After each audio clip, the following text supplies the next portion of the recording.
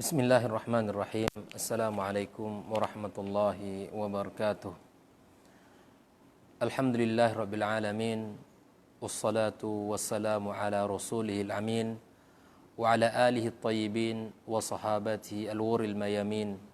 Asyhadu an la ilaha illallah wahdahu la syarika lah wa asyhadu anna Muhammadan abduhu wa rasuluhu alladzi la nabiyya ba'dah. Ya ayyuhalladzina amanu ittaqullaha haqqa tuqatih wa la tamutunna illa wa antum muslimun. Ya ayyuhalladzina amanu ittaqullaha wa qulu qawlan sadida yuslih lakum a'malakum wa yaghfir lakum dhunubakum wa may yuti'illaha wa rasulahu faqad faza fawzan 'azima. Subhanaka la ilma lana illa ma 'allamtana innaka antal alimul hakim wa tub 'alaina innaka antat tawwabur rahim. Allahumma taqabbal minna salatana wa siyamana wa qiyamana ya rabbal alamin. Amma ba'd, kaum muslimin, kaum muslimat, as-saimin, as-saimat, saudara-saudariku dimanapun berada, alhamdulillah kembali kita bersyukur kepada Allah Azza wa Jalla atas limpahan nikmat dan karunia yang Allah berikan kepada kita. Dipertemukan kita dengan bulan Ramadan dan kita bisa berusaha untuk memaksimalkan diri dengan cara tafaqquh fid din. Kita belajar dan kita membaca kitab-kitab para ulama kita dalam rangka taqarrub kepada Allah Azza wa Jalla. Dan sebaik-baik pembicaraan adalah berbicara tentang agama Allah yang kita landaskan kepada sumber utama dalam agama kita, yaitu Al-Quranul Karim dan As-Sunnah Nabi sallallahu alaihi wasallam. Sebaik-baik pembicaraan adalah pembicaraan yang mendekatkan diri kita kepadanya. Berbicara tentang orang-orang hebat dan bicara tentang orang-orang pilihan. Semoga dengan mempelajari kehidupan orang-orang hebat, orang-orang mulia, menjadikan diri kita atau membawakan diri kita menjadi mendekati orang-orang yang mulia di sisi Allah Subhanahu wa taala. Kemudian kita bersalawat kepada Rasulullah sallallahu alaihi wasallam. Allahumma salli wa sallim wa barik ala Muhammad. Ikhwatal iman hafizakumullah, pada sore ini kita akan belajar tentang kisah-kisah orang-orang mulia, orang-orang baik, orang-orang yang telah membersamai Rasulullah sallallahu alaihi wasallam, yang berjuang bersama Nabi alaihi salatu wasallam, dan mereka telah berjihad di jalan Allah Azza wa Jalla dengan harta dan jiwa mereka. Kita akan berbicara tentang sirah para sahabat Nabi sallallahu alaihi wasallam, yang mana mereka adalah orang-orang yang mendapatkan kebaikan, kemuliaan membersamai dakwah Rasulullah sallallahu alaihi wasallam. Maka sebagai muqaddimah kita mengingatkan bahwa berbicara tentang sahabat Rasulullah sallallahu alaihi wasallam adalah berbicara tentang iman. Karena sesungguhnya di antara akidah Ahlus Sunnah wal Jamaah adalah mencintai para sahabat Nabi sallallahu alaihi wasallam. Sebagaimana yang dikatakan oleh Al-Imam At-Tahawi rahimahullahu taala, wa nuhibbu ashaba Rasulillah sallallahu alaihi wasallam wa la nufarrid fi hubbi wahid minhum. Kaidah di mana kita mencintai sahabat Rasulullah sallallahu alaihi wasallam dengan cara kita tidak berlebih-lebihan atau dengan cara tidak melebihkan salah satu di antara mereka dari yang lain. Artinya ketika kita mencintai para sahabat Nabi sallallahu alaihi wasallam, kita mencintai sebagaimana yang telah digambarkan Rasulullah sallallahu alaihi wasallam. Wala natabarra min ahadim minhum, dan kita pun tidak berlepas diri dari mereka. Wa nubghid may yubghiduhum wa bighairil haqqi wa bi ghairil khairi yadhkuruhum. Bahwa kita membenci siapa yang membenci mereka, dan kita membenci sesuatu yang tidak baik tentang mereka. Wala nadhkuruhum illa bi khair, dan kita tidak menyebutkan kecuali yang baik-baik pula tentang mereka. Wa hubbuhum dinun, mencintai agama, mencintai mereka adalah bagian dari agama. Wa imanun wa ihsan, dan mencintai mereka adalah bagian daripada iman kepada Allah Azza wa Jalla, dan mencintai mereka adalah bagian daripada ihsan. Wa bughduhum kufrun wa nifaqun wa tughyanun.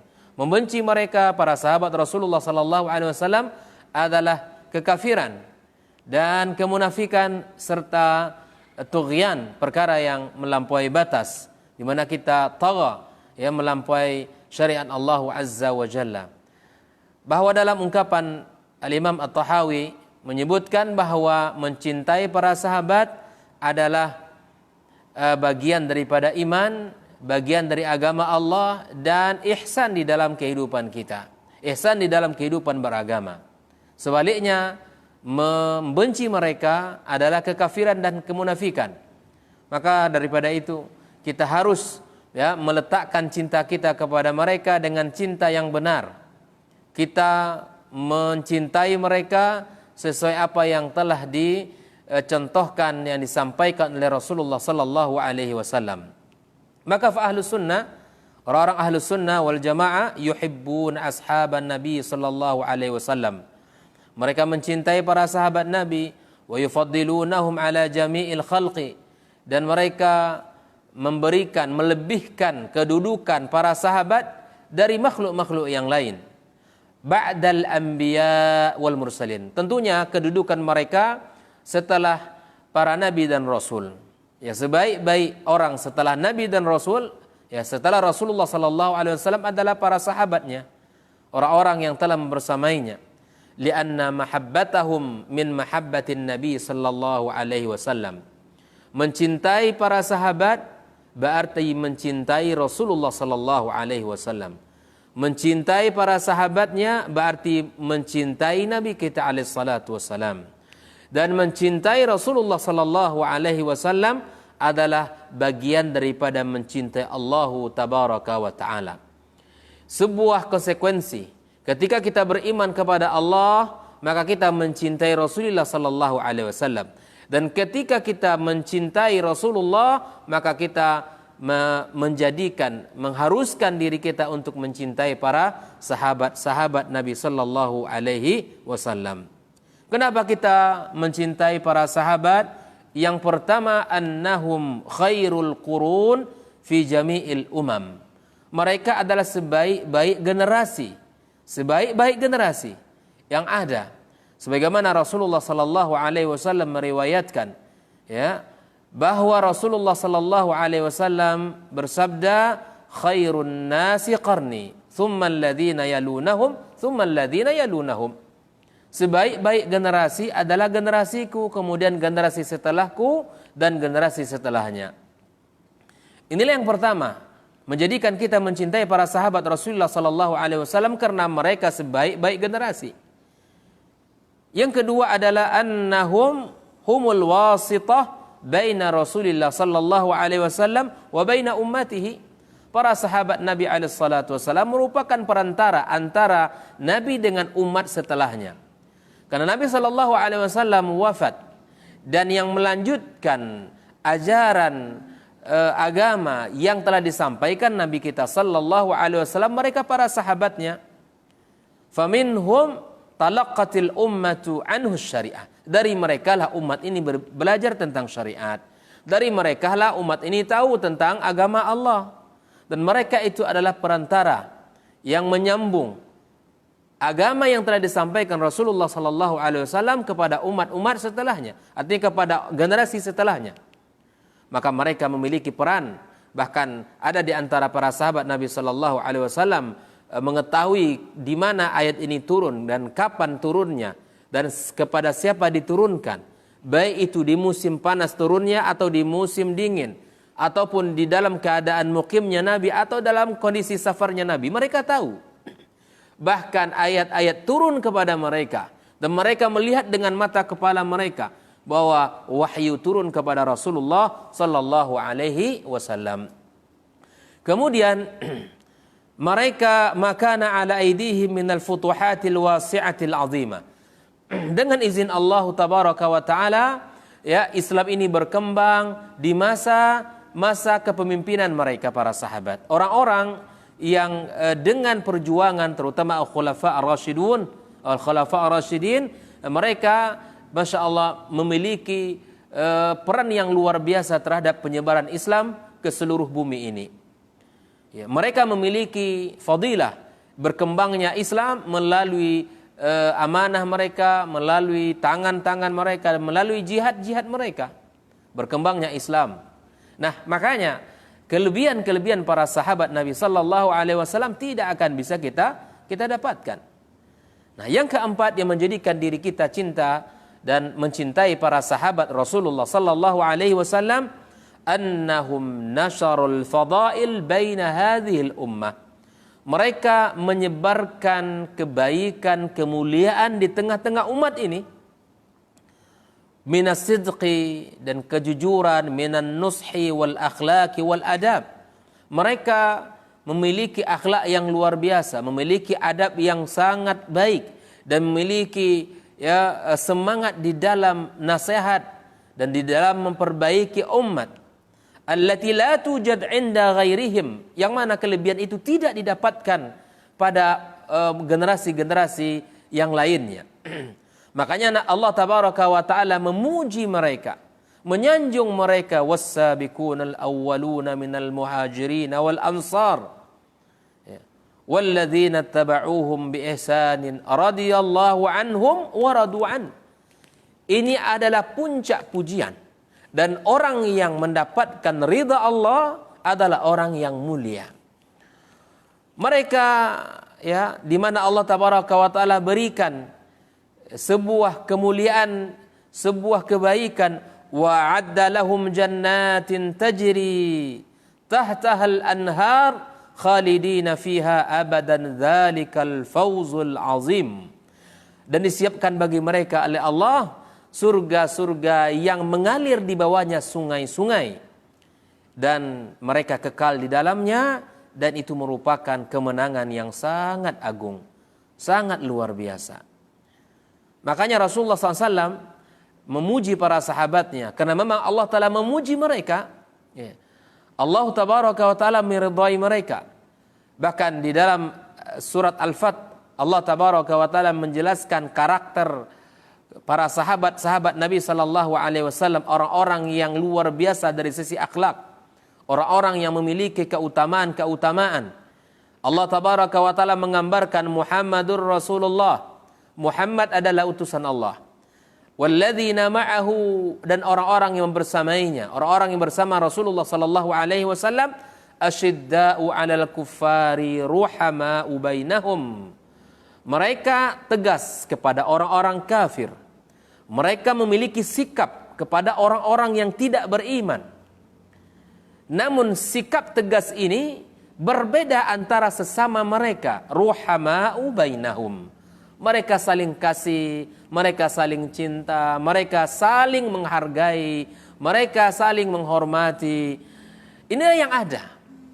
Kalaulah seandainya hanya asyidda kepada orang kafir dan kepada kaum muslimin, ini tidaklah bagian dari akhlak. Namun mereka memiliki sikap kepada orang-orang yang tidak beriman kepada Allah.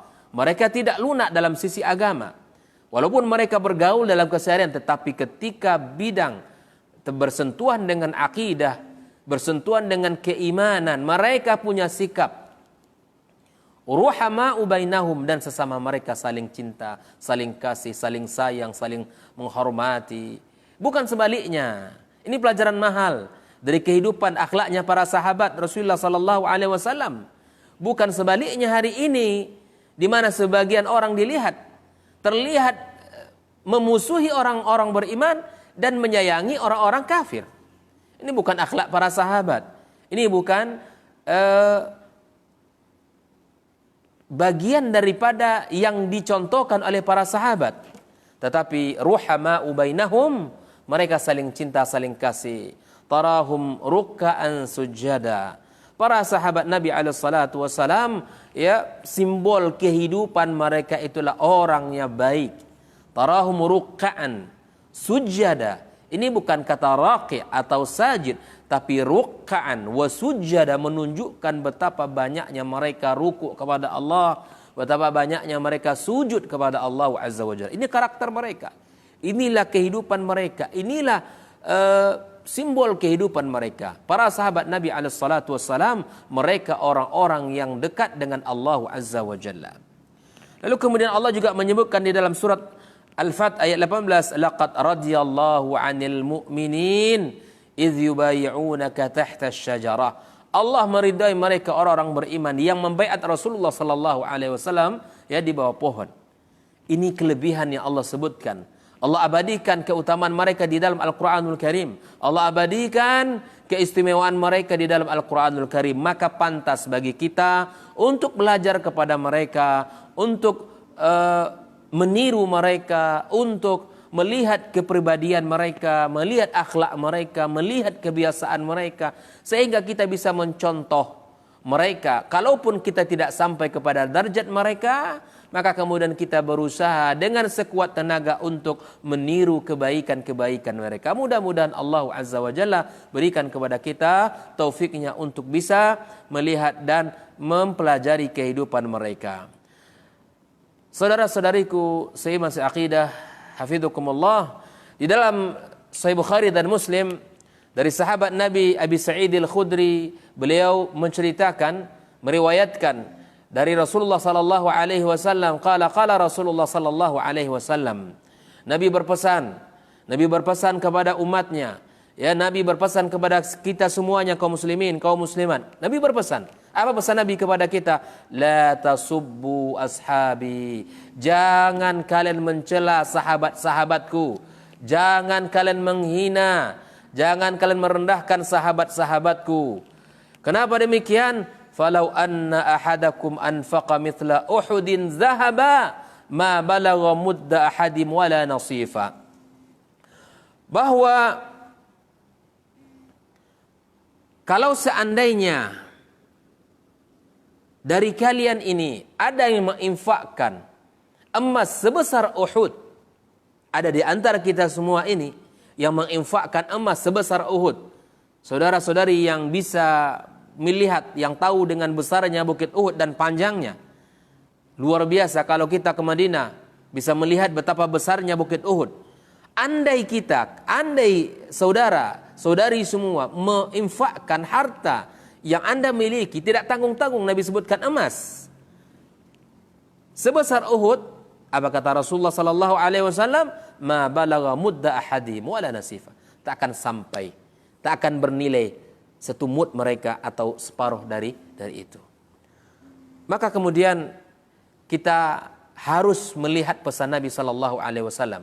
Jangan sampai kita datang di akhir zaman yang jauh dari panduan agama, yang tidak belajar secara baik tentang agama ini, lalu kemudian kita baru tahu bagaimana sahabat-sahabat Rasulullah SAW, lalu kemudian lisan kita mencela mereka, lisan kita tidak wara' terhadap kekurangan-kekurangan mereka, lisan kita tajam terhadap kesalahan-kesalahan mereka. Tidak demikian umat Muhammad SAW.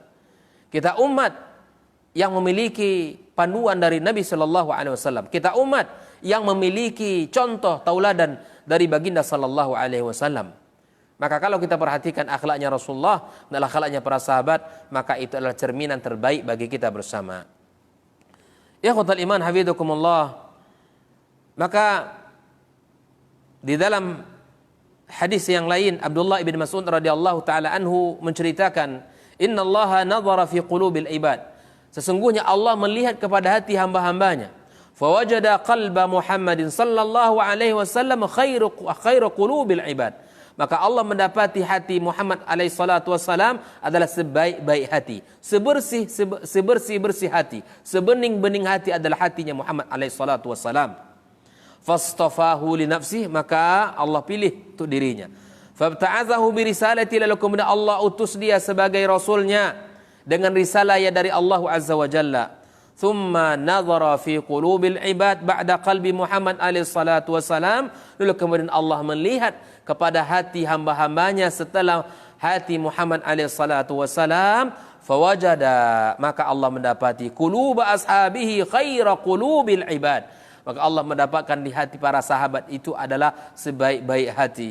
Faja'alahum wuzara nabiyhi, maka Allah menjadikan wakil dari nabinya, yakni yang orang-orang yang akan melanjutkan perjuangan dakwah Rasulullah sallallahu alaihi wasallam. Yuqatiluna ala dini, mereka berjihad di jalan Allah azza wa jalla atas agamanya. Maka itu para sahabat memiliki kemuliaan, memiliki kelebihan, memiliki keutamaan yang luar biasa. Allah abadikan di dalam Al-Quranul Karim, dan Nabi SAW sebutkan keutamaan-keutamaan itu dari lisannya langsung. Al-Hasan Al-Basri mensifati sahabat-sahabat Nabi itu kanu akiyas, orang-orang yang cerdas. Amilu salihah, amal mereka itu baik.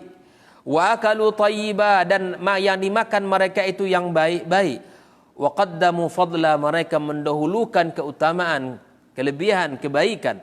Lam yunafasu ahlad dunya fi dunyahum, mereka tidak berlomba-lomba dengan para pecinta dunia terhadap dunia mereka. Tidak, biarkan mereka mengejar dunia, tetapi mereka tidak mengikuti mereka di dalam kecintaan terhadap dunia.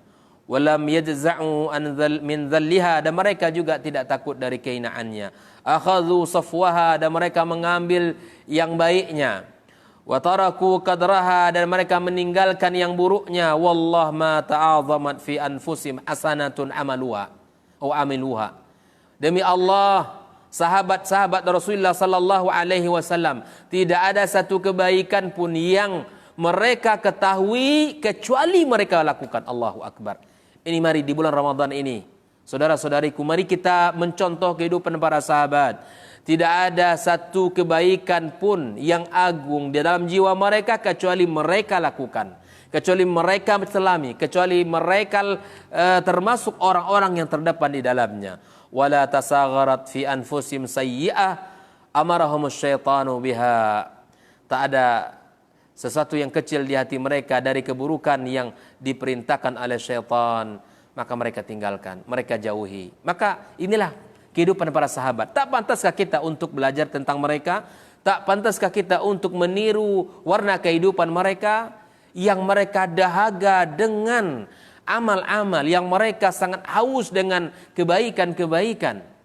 Yang hausnya kita hari ini bukan kepada kebaikan, tetapi hausnya kita kepada dunia, kepada angan-angan, kepada apa yang ada di dunia ini saja. Tetapi para sahabat, cita-cita mereka melampaui usia mereka, melampaui batas dunia ini, yaitu mereka menuju akhirat, menuju kehidupan yang abadi yang telah Allah sebutkan, yang telah dijanjikan oleh Rasulullah sallallahu alaihi wasallam. Mereka melihat dunia ini kecil, walaupun di hadapan mereka itu adalah dunia, tapi mereka tidak mau untuk melakukan atau mengambilnya. Sehingga kita dapatkan kisah-kisah mereka nanti. Di dalam kehidupan mereka sungguh luar biasa. Ada seorang sahabat Nabi SAW yang mereka dihadang ketika hijrah ke kota Madinah. Lalu dia bertanya, apa yang kalian inginkan dariku? Kalau seandainya kalian menginginkan pundi-pundi hartaku, aku akan tunjukkan kepada kalian. Tapi satu syarat, kalian jangan halangiku untuk bertemu, mengikuti jejak Rasulullah ke kota Madinah. Allahu Akbar. Harta di mata mereka itu tidak ada nilainya. Yang penting bisa berdampingan dengan Rasulullah, bisa berjuang dengan Rasulullah sallallahu alaihi wasallam. Inilah hal yang mesti kita pelajari. Semangat terhadap akhirat, semangat untuk kehidupan setelah kehidupan kita ini. Ikhwatal iman hafizakumullah. Maka mari kita berusaha untuk mempelajari kisah-kisah dan kehidupan para sahabat Nabi sallallahu alaihi wasallam. Maka kita akan awali kisah sahabat Nabi yang mulia, yang merupakan awalul khulafa ar-rasyidin, ya, khulafa ar-rasyidah yang pertama, orang yang pertama beriman kepada Rasul sallallahu alaihi wasallam, dan sebaik-baik manusia setelah Nabi alaihi salatu wasallam, dan orang yang telah berjuang bersama Rasulullah sallallahu alaihi wasallam, wa huwa Abu Bakar As-Siddiq radhiyallahu taala anhu, yaitu sahabat Nabi yang bernama Abu Bakar As-Siddiq radhiyallahu taala anhu. Ikhwatal iman, siapakah nama Abu Bakar As-Siddiq? Abu Bakar adalah kunyah, As-Siddiq adalah laqabnya. Dan ini biasa di dalam kehidupan, orang lebih dikenal kunyah daripada laqab. Ya, orang lebih dikenal daripada namanya, lebih dikenal laqab atau kunyah daripada nama aslinya. Maka mari kita lihat, mari kita ajari anak-anak kita, ternyata Abu Bakar As-Siddiq itu namanya siapa? Adalah Abdullah ibn Abi Quhafah. Abdullah ibn Abi Quhafah. Kalau kita lihat nama beliau adalah lebih panjangnya Abdullah ibn Utsman ibn Amir ibn Amr ibn Ka'ab ibn Sa'ad ibn Taim ibn Murrah, dan bertemunya dengan Rasulullah sallallahu alaihi wasallam pada Murrah, ya, ibn Ka'ab ibn Lu'ay al-Qurashi at-Taimi. Nah, inilah nama daripada Abu Bakar As-Siddiq radhiyallahu taala anhu, yaitu Abdullah ibn Abi Quhafah. Abdullah ibn Abi Quhafah, ya, itulah nama daripada Abu Bakar As-Siddiq radhiyallahu taala anhu. Nah, qala Mus'ab ibn Zubair berkata, ajma'atil ummatu ala tasmiyatihi bis-Siddiq. Seakan umat ini sudah sepakat ini bahwa namanya adalah As-Siddiq. Nah, mari kita lihat, Abu Bakar itu adalah kunyah. Abu Bakar ini dalam agama kita boleh kita memakainya kunyah. Ya, kalau seandainya kita memiliki anak, maka kita pakai nama anak kita depan nama kita sebagai kunyah. Seperti Abu Muhammad atau Abu Abdullah, Abu Hamzah dan lain sebagainya. Bisa kita sebutkan ini kunyah. Dan ini boleh di dalam Islam. Dan diberi gelar dengan As-Siddiq. Nah, beliau memiliki dua gelar kaum muslimin. Yang pertama adalah As-Siddiq, yang kedua adalah Atiq. Dan masing-masing dari kedua gelar ini memiliki kisah tertentu. Ya, digelari dengan Atiq yang pertama karena jamil. Karena Abu Bakar itu seorang laki-laki yang sangat tampan. Atiq, tapi lebih dikenal dengan As-Siddiq. Ya, Atiq itu dikarenakan wajah beliau sangat tampan. Kemudian disebut Atiq li'atiqi wajhihi, karena wajahnya yang sangat luar biasa. Dan qadimin fil khair, termasuk orang-orang yang lebih mencintai kebaikan, ya, qadim fil khair, ya, dia termasuk orang yang dahulu di dalam kebaikan, ya. Wa qila kanat ummu Abi Bakar la ya'ishu laha walad. Ada kisah karena ibunya Abu Bakar As-Siddiq, ya, tidak memiliki anak-anak yang dilahirkan meninggal, anak-anak yang dilahirkan meninggal. Kemudian ketika lahirnya Abu Bakar, maka kemudian beliau pergi ke Baitillah, kemudian dia berdoa di sana, Allahumma inna hadza atiquka minal maut fahabuli. Ya, dia berdoa kepada Allah, ya Allah, ini Atiq, yakni adalah seseorang yang bisa selamat dari kematian, maka berikanlah dia kepadaku. Artinya itulah sebab kenapa dinamakan dengan Atiq. Dan masih banyak riwayat yang lain kenapa dinamakan digelari dengan Atiq, ya. Dan Abu Bakar As-Siddiq radhiyallahu taala anhu digelari dengan As-Siddiq. Ini memang karena Nabi sallallahu alaihi wasallam membenarkan kejujurannya, dan termasuk orang-orang yang membenarkan Nabi sallallahu alaihi wasallam di awal-awal perjuangan dakwahnya, ya. Seperti Aisyah meriwayatkan bahwa ketika orang-orang musyrik datang kepada Abu Bakar As-Siddiq radhiyallahu taala anhu, lalu mereka mengatakan, hal laka ila sahibika yaz'umu annahu usriya bihi al-laila ila Baitul Maqdis. Wahai Abu Bakar, apakah kamu percaya kepada sahabat kamu yang katanya dia diisrakan ke langit, ya, ke Baitul Maqdis semalaman? Kemudian apakah kamu membenarkan apa yang disampaikan oleh sahabatmu itu? Maka maka Abu Bakar As-Siddiq mengatakan, awaqala dzalika, apakah Muhammad yang membilang itu, yang menyampaikan itu, yang berkata demikian itu, yang berkata demikian?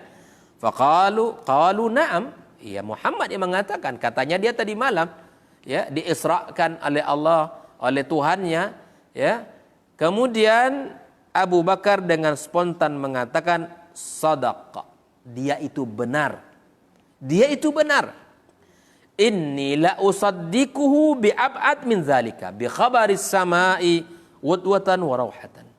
Demi Allah, aku mempercayai lebih daripada itu, aku mempercayainya. Kalau ada berita yang disampaikan oleh Muhammad lebih dari apa yang kalian dengar tentang, maka aku mempercayainya. Tidak ada sesuatu yang aku ragukan dari perkataan Muhammad sallallahu alaihi wasallam. Maka dengan demikian beliau dinamakan dengan As-Siddiq. As-Siddiq.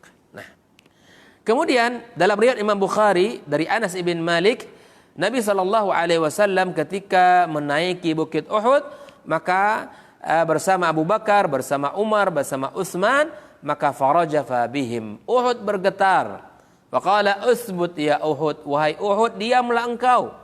Fa inna ma'alaika nabiyyun wasiddiqun wasyahidan.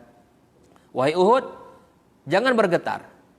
Karena sesungguhnya di atas kamu ada seorang nabi, ada seorang siddiq dan 2 syahid, yaitu Utsman dan Umar bin Khattab radhiyallahu taala anhu, ya syahid di dalam kehidupan mereka. Makanya Abu Bakar As-Siddiq radhiyallahu taala anhu disebut oleh Nabi alaihi wasallam bis-Siddiq. Nah, ikhwatul iman hafizakumullah, kita sudah tahu nama beliau dan kunyah dan laqabnya. Kunyah dan laqabnya. Dan sebab diberikan kunyah dan sebab diberikan laqab.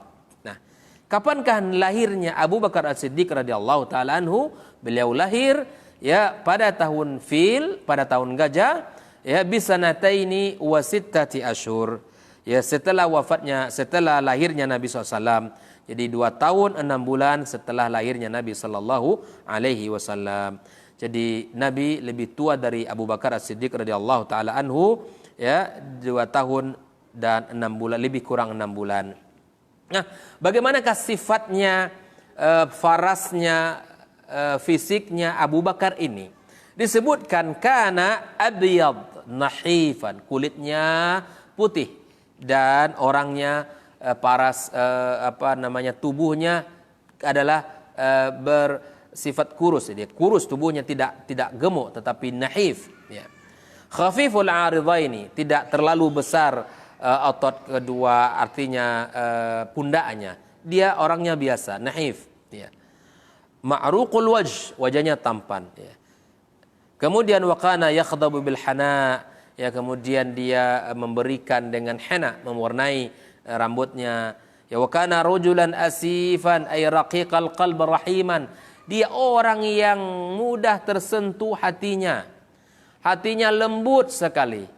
Makanya ketika Rasulullah sallallahu alaihi wasallam memerintahkan kepada Aisyah, menyebutkan suruh bapakmu menjadi imam, maka kemudian Aisyah mengatakan sungguhnya dia adalah laki-laki yang raqiqul qalb, hatinya lembut, hatinya sangat lembut.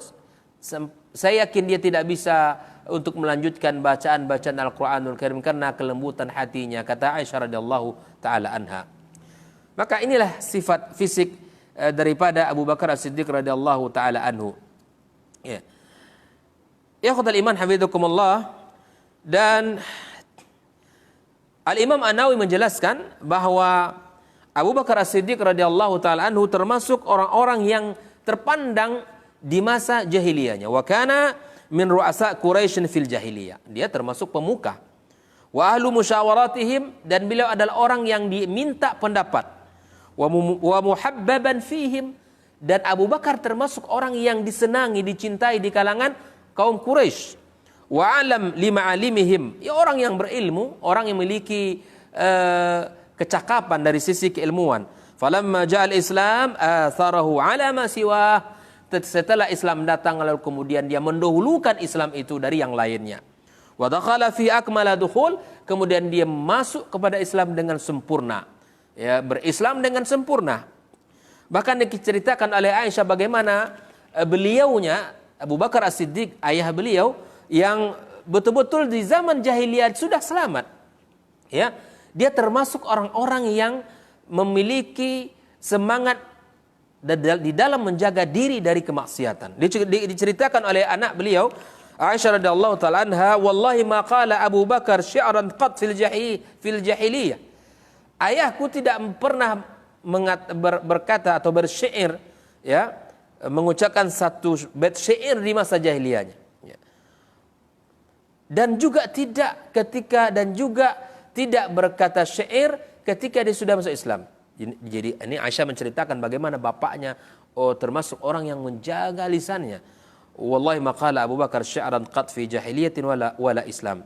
Wala qad taraka huwa wa Utsman syurbul khamar. Kebiasaan di masa jahiliyahnya beliau tidak menyukai khamar. Orang Quraisy, kufar Quraisy, kebiasaan buruk mereka adalah berpesta dengan khamar.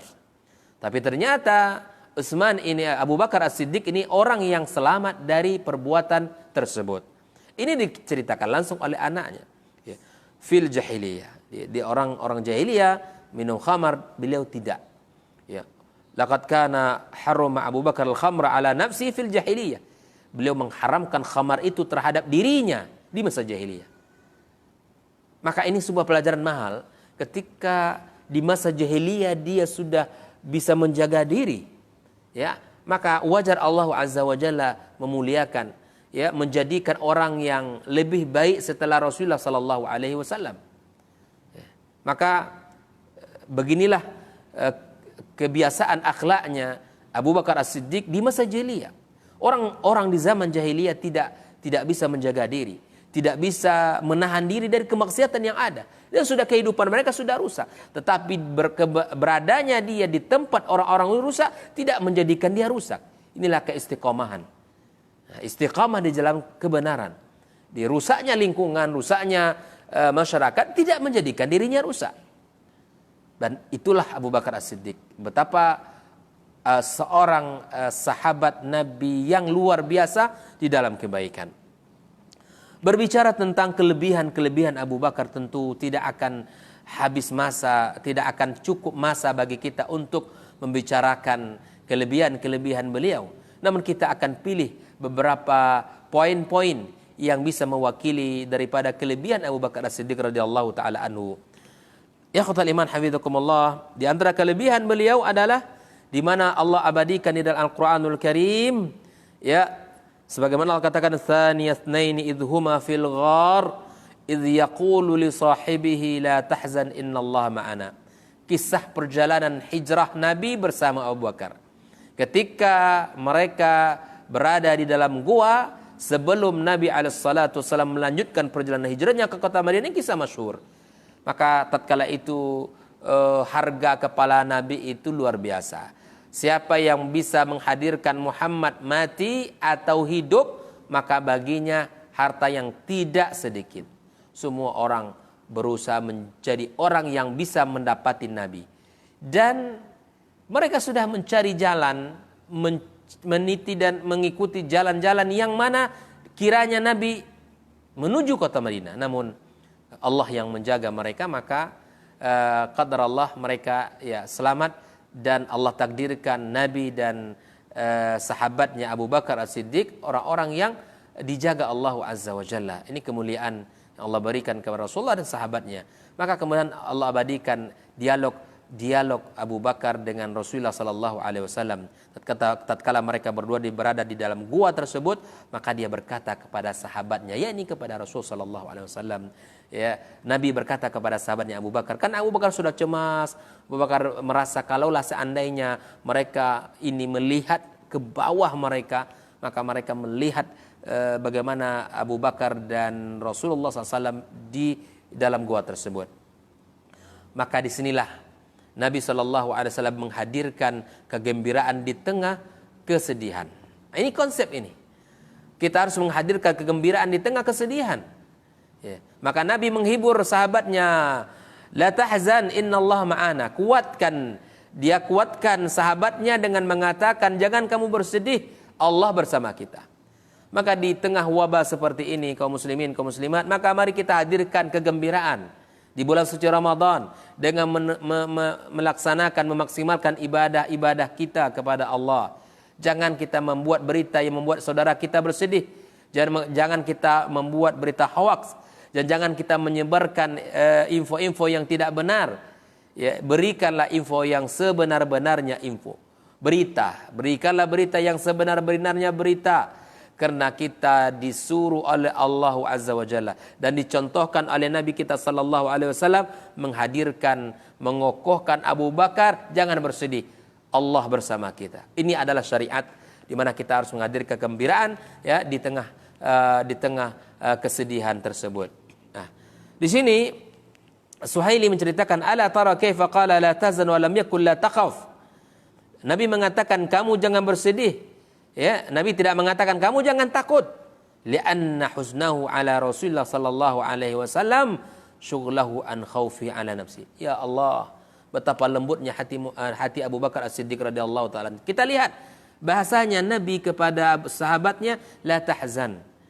Nabi tidak katakan la takhaf, jangan kamu takut. Kenapa Nabi mengatakan la tahzan? Karena Abu Bakar ya sangat sedih ya kalau seandainya Nabi Muhammad ini tertangkap. Kesedihan Abu Bakar melebihi daripada kesedihan terhadap dirinya. Kesedihan Abu Bakar terhadap Rasulullah SAW melebihi terhadap dirinya. Artinya, dirinya tidak ada apa-apanya. Kesedihan terhadap Rasulullah SAW di atas segala-galanya. Subhanallah. Inilah cinta yang sejati. Inilah cinta yang murni dari seorang sahabat kepada sahabatnya. Inilah mahabbah yang mencintai Rasulullah sallallahu alaihi wasallam. Di dalam Sahih Bukhari dan Muslim, Anas menceritakan bahwa sesungguhnya Abu Bakar As-Siddiq radhiyallahu taala haddatsahu qala nazartu ila aqdamil musyrikin ala ru'usina wa nahnu fil ghar. Aku melihat kepada kakinya orang-orang musyrik sedangkan kami berada di dalam goa. Fakultu ya Rasulullah, law anna ahadahum nazara ila qadamaihi absarna tahta qadamai. Kalaulah mereka melihat ke bawah, pasti mereka lihat kita. Qala ya Abu Bakar, ma dhannuka bithnaini Allahu thalithuhuma. Wahai Abu Bakar, kamu kira berdua, kita Allah yang ketiga. Aman, kita insyaallah selamat. Insyaallah kita akan dijaga Allah Azza wa Jalla. Jadi begitulah Nabi SAW memberikan keyakinan kepada Abu Bakar As-Siddiq bahwa Allah bersama kita. Dan ikhwatal iman hafizakumullah, dalam kondisi apapun kita hari ini, maka Allah bersama kita. Maka kuatkan hubungan kita dengannya, Allah akan jaga dan Allah akan selamatkan kita. Ikhwatal iman hafizakumullah, kaum muslimin, kaum muslimat rahimakumullah, di dalam kelebihan-kelebihan yang lain yang bisa kita baca dari kehidupan Abu Bakar As-Siddiq radhiyallahu taala anhu adalah awwalu man shalla ma'an nabi. Dialah orang yang pertama salat bersama Rasulullah sallallahu alaihi wasallam. Ia kisahkan di dalam Tarikhul Khulafa, awwalu man shalla ma'an nabi sallallahu alaihi wasallam Abu Bakar As-Siddiq radhiyallahu taala anhu. Ya, kemudian di antara kelebihan beliau yang dikisahkan adalah bahwa dia adalah al-khulafa ar-rasyidin yang pertama. Di sini disebutkan waqad umirna an naqtadiya bihim. Kami telah diperintahkan untuk mengikuti, mencontoh mereka para sahabat. Kama fi qauli alaihi salatu wassalam, alaikum bisunnati wa sunnatil khulafa ar-rasyidin al-mahdiyyin min ba'di addu 'alaiha bin nawajis. Ini perintah Nabi kepada kita kaum muslimin agar kita mengikuti para sahabat dan sunnah-sunnah mereka dan kita gigit dengan gigi gerham kita. Ya. Kita gigit dengan gigi gerham kita. Wastaqarra khalifatul lil muslimin duna munaza'. Bahwa terpilihnya Abu Bakar sebagai khalifah pertama itu tanpa ada munaza', tanpa ada pertentangan sedikit pun. Maka ijma' para ulama, para umat bahwa beliau adalah orang yang terbaik setelah Rasulullah sallallahu alaihi wasallam. Dan di antara kelebihan beliau dari sisi kedermawanan, ini hal yang patut kita contoh, di mana beliau menghadirkan hartanya di hadapan Rasulullah sallallahu alaihi wasallam seluruhnya.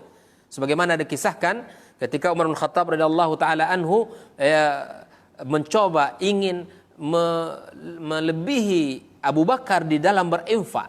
Ketika itu Rasulullah sallallahu alaihi wasallam memerintahkan para sahabat untuk berinfak, bersedekah, fa waqadzalika malan. Ya, al-yauma asbiku Abu Bakrin in sabaqtu yauman. hari ini aku coba, kata Umar, niat baik boleh untuk melebihi, melampaui Abu Bakar di dalam infak dan sedekah ini. Jika seandainya aku mampu melebihinya hari ini, qala faji'tu binisfi mali. Ya, aku datang kepada Rasulullah dengan separuh hartaku. Faqala Rasulullah sallallahu alaihi wasallam, ma abqaita li ahlika? Qultu mithlahu. Apa yang kamu tinggalkan untuk keluargamu wahai Umar? Separuhnya wahai Nabi. Wa ata Abu Bakar bi kulli ma indah. Allahu akbar. Abu Bakar mendatangi Rasulullah sallallahu alaihi wasallam dengan apa yang dia miliki. Faqala ya Abu Bakar, ma abqaita li ahlika? Apa yang kamu tinggalkan untuk keluargamu? Faqala abqaitu lahumullah wa rasul. Aku tinggalkan untuk mereka Allah dan Rasulnya. Qala Umar, qultu wallahi la usbiquhu ila syai'in abada. Aku tidak akan pernah mengalahkannya ya selama-lamanya. Tidak akan bisa mengalahkan Abu Bakar di dalam berbuat baik. Ini i'tiraf, pengakuan. Makanya orang yang bisa mengakui, orang-orang yang bisa mengakui kebaikan orang lain adalah orang mulia. Hanya orang-orang mulialah yang bisa mengakui kebaikan orang lain. Hari ini susah sekali kita mengakui kelebihan saudara kita, kelebihan sahabatnya, kelebihan orang lain. Yang bisa mengakui kelebihan orang lain adalah orang-orang yang memiliki kelebihan pula. Ini hal yang penting untuk kita tiru dari para sahabat. Mengakui kelebihan sahabat dari sahabat itu hal yang biasa di dalam kehidupan kita.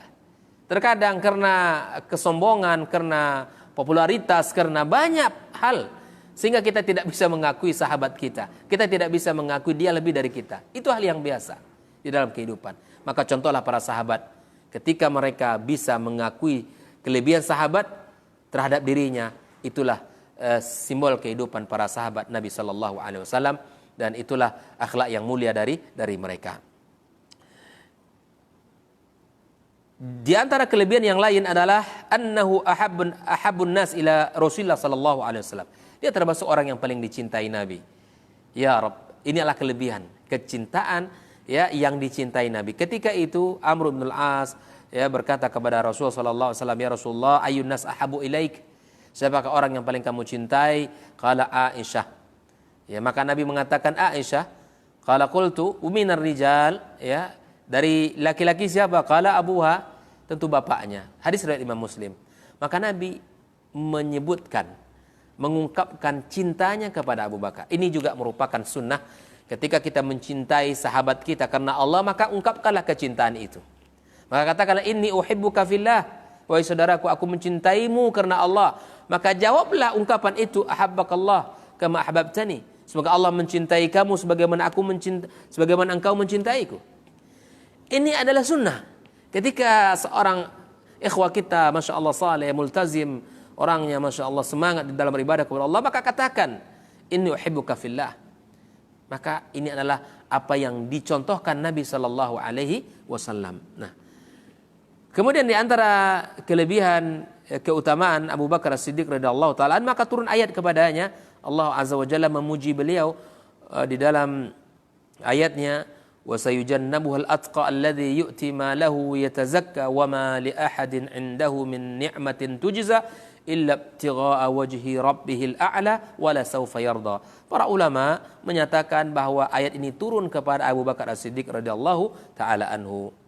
Kemudian di antara kelebihan Abu Bakar As-Siddiq radhiyallahu taala anhu, bahwa ternyata beliau nanti termasuk orang yang dipanggil ya annau yud'a min abwabil jannati kulliyah, termasuk orang yang dipanggil dari pintu-pintu surga yang ada.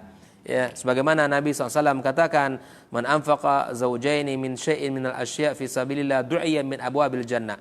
Orang yang menginfakkan istrinya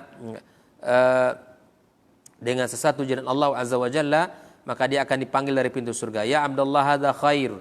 Faman kana min ahli shalah du'iya min babis salah. Jika dia termasuk orang yang rajin salat, maka dia akan dipanggil dari pintu salat. Wa man kana min ahli jihad du'iya min babil jihad. Maka jika seandainya dia orang yang berjihad dan mati terbunuh di jalan tersebut, maka dia akan dipanggil dari babul jihad. Wa man kana min ahli sadaqah du'iya min babi sadaqah. Kalau dia termasuk orang yang suka berinfak dan bersedekah, maka akan dipanggil dari bab sedekah. Wa man kana min ahli siyam, jika seandainya dia termasuk orang-orang yang berpuasa, ya du'iya min babis siyam wa yuqalu rayyan. Nama pintu untuk orang yang berpuasa adalah pintu surga Ar-Rayyan. Faqala Abu Bakar ma ala hadzal ladzi yud'a min tilkal abwabin darurah. Ya. Tidak penting. Fahal yud'a minha kullaha ahadun ya Rasulullah? Qala na'am. Apakah kami dipanggil? Ya. Dari adakah orang yang akan dipanggil dari seluruh pintu itu wahai Rasulullah? Faqala na'am wa arju an takuna minhum ya Abu Bakar. Maka saya berharap kamu salah satunya orang yang akan dipanggil dari pintu-pintu surga tersebut. Allahu Akbar. Hadis riwayat Bukhari dan Muslim. Jadi beliau memiliki keutamaan yang luar biasa, ya. Dan di antara kelebihannya adalah dialah orang yang mengumpulkan berbagai kebaikan di dalam satu hari. Ya. Ketika itu Abu Hurairah meriwayatkan, ya, bahwa Rasulullah sallallahu alaihi wasallam bersabda, "Man asbaha minkumul yauma sha'iman." Siapa orang yang hari ini berpuasa, kata Nabi. Maka Abu Bakar, saya ya Rasulullah. Kemudian Nabi bertanya, siapa orang yang hari ini mengikuti jenazah? Maka Abu Bakar mengatakan, saya ya Rasulullah.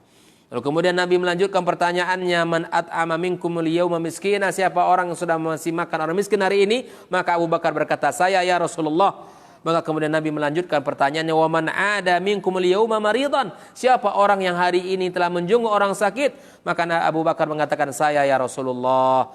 Maka Nabi SAW memberikan sebuah kalimat, majtama'na fi mri'in illa dakhalal jannah. Tidaklah berkumpul 4 kebaikan ini pada seseorang kecuali dia masuk surga. Apa dia? Berpuasa, mengikuti jenazah, memberikan makan orang miskin, dan menjenguk orang sakit. Kalau berkumpul 4 kebaikan ini pada diri seseorang, maka Allah Azza wa Jalla akan memasukkan dia ke dalam surganya. Ikhwatul iman hafizakumullah, ya. Tentu masih banyak kelebihan-kelebihan yang dimiliki oleh Abu Bakar As-Siddiq radhiyallahu taala anhu. Ya, masih banyak keutamaan-keutamaan yang dimiliki olehnya. Ya, ketika wafatnya Nabi sallallahu alaihi wasallam, dialah orang yang mengokohkan umat. Ya, dialah orang yang menenangkan Umar bin Khattab radhiyallahu taala anhu.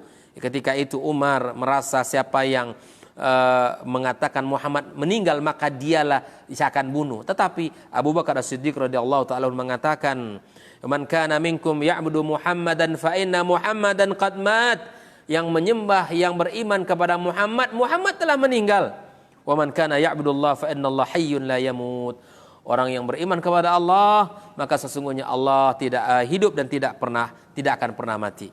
Maka Muhammad alaihissalam, ya, telah meninggal dunia, dan seluruh sahabat menjadi tenang, dan bahkan Umar bin Khattab radhiyallahu taala anhu, ya, sangat tenang dan sangat meyakini apa yang dibacakan, ayat ini dibacakan oleh Abu Bakar As-Siddiq radhiyallahu taala anhu, dan dia membacakan surah Ali Imran ayat 144. Ya. Kemudian kita tahu bagaimana sikap beliau ketika wafatnya Nabi alaihi salatu wasallam, maka jazirah Arab, orang-orang yang telah beriman kembali kepada murtad. Maka di antara agenda, di antara program, ya, khalifah yang pertama ini adalah memerangi orang-orang yang murtad daripada Islam. Ya. Makanya beliau mengatakan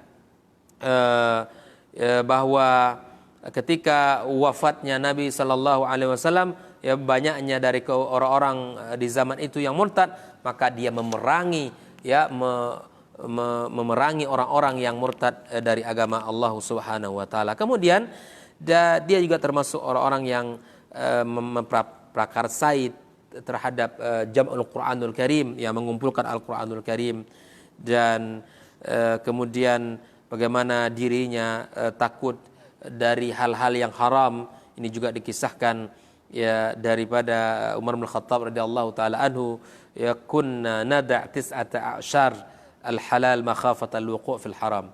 Ya, kami meninggalkan 1/9, artinya daripada kami meninggalkan banyak yang halal karena takut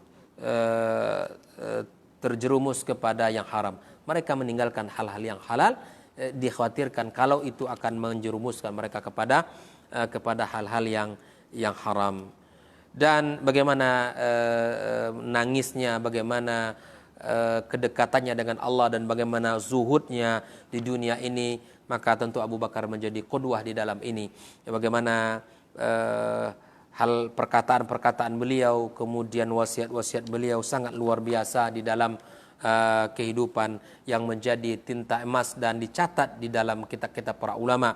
Ya, kemudian memberikan contoh terbaik kepada umat ini, akhlak yang sungguh luar biasa, ya, kebaikan yang tidak pernah putus, kemudian perjuangan yang sungguh luar biasa, dan termasuk di antara pekerjaan al-futuhat, ya, yang dilakukan oleh beliau sungguh sangat luar biasa setelah wafat Rasulullah sallallahu alaihi wasallam. Kemudian sahabat mulia Abu Bakar As-Siddiq radhiyallahu taala anhu, ya, tentu telah memiliki banyak sejarah dan kenangan dan perjuangan dan pengorbanan, maka tentu tidak bisa kita akan baca semuanya, ya, dari apa yang ada pada kehidupan beliau yang sangat mulia, dan bagaimana zuhud dan waraknya tentu tidak bisa kita tandingin, tidak bisa kita ragukan di dalam zuhud dan waraknya. Di antaranya mata Abu Bakar radhiyallahu taala anhu wa ma taraka dirhaman wala dinar. Beliau meninggal dunia tidak meninggalkan dirham wala dinar. Ya, kemudian waraknya Abu Bakar As-Siddiq wari'an zahidan fid dunya, sangat zahid, zuhud, wara, hatta lamma tuwfiya lamma tawal khilafah, tatkala beliau menjadi seorang khalifah, kharaja fi talab rizqi, ya, kemudian dia mencari rezeki, faradduhu Umar menyuruhnya pulang. Wattafaqu ala ayajurru lahu rizqan min baitil mal nazirun ma yakumu bihi min a'mail khilafah. Dan dia tidak mau ketika menjadi seorang khalifah tetap ingin mencari rezeki, tetapi Umar menolak dan memintanya beliau pulang untuk kembali ke rumah, berfokus di dalam memimpin umat. Namun Umar ingin mengambil harta dari Baitul Mal untuk diberikan kepada beliau sebagai imbalan dari amanah yang besar terhadap umat ini, dan dia tidak mau, tetap saja ingin bekerja dan mencari rezeki untuk anak dan keluarganya. Kemudian Abu Bakar Siddiq wafat pada hari Senin bulan Jumada al-Ula, ya, sanah 13 minal hijrah, pada tahun ke-13 dari hijrah Nabi sallallahu alaihi wasallam, dan beliau usianya adalah 63 tahun. Fa radhiyallahu anhu wa arda wa jama'ana bihi fi dari karamatihi, dan mudah-mudahan Allah azza wa jalla mengumpulkan kita bersamanya, dan Allah jadikan pertemuan ini pertemuan yang diberkahi pula. Barakallahu fikum. Ada beberapa pertanyaan yang masuk ke kita, ya. Kita lihat.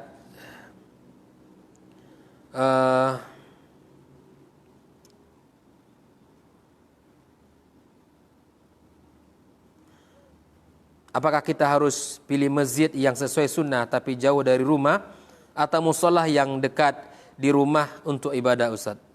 Ini dari Tarai Bangun, Abu Bakar, saudara Abu Bakar.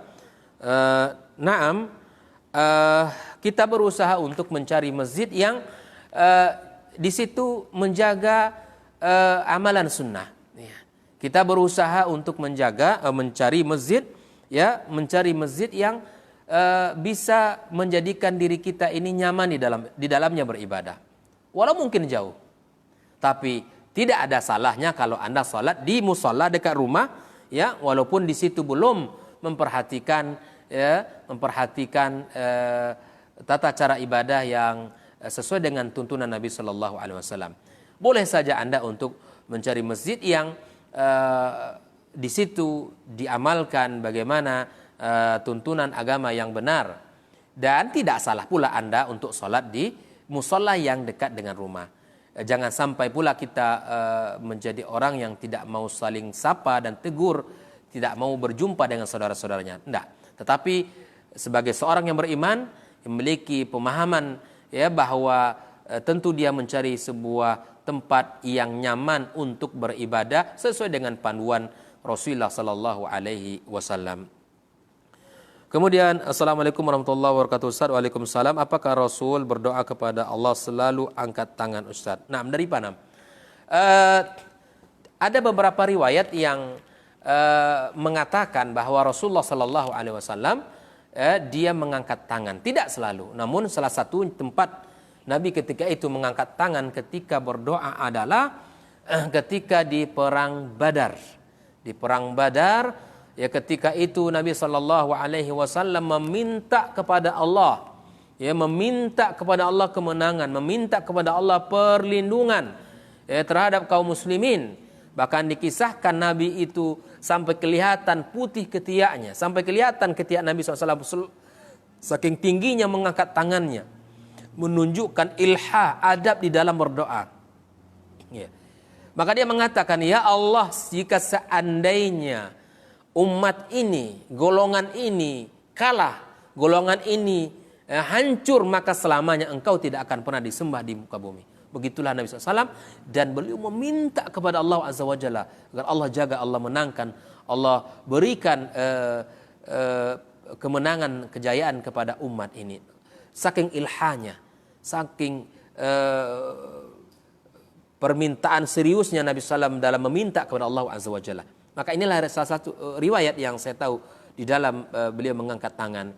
Dan mengangkat tangan juga merupakan adab di dalam berdoa kepada Allah Azza wa Jalla. Artinya kita mengangkat tangan merupakan adab di dalam kita berdoa kepada Allah Azza wa Jalla. Ada beberapa pendapat para ulama di situ. Wallahu taala alam bissawab. Barakallahu fikum. Assalamualaikum warahmatullahi wabarakatuh.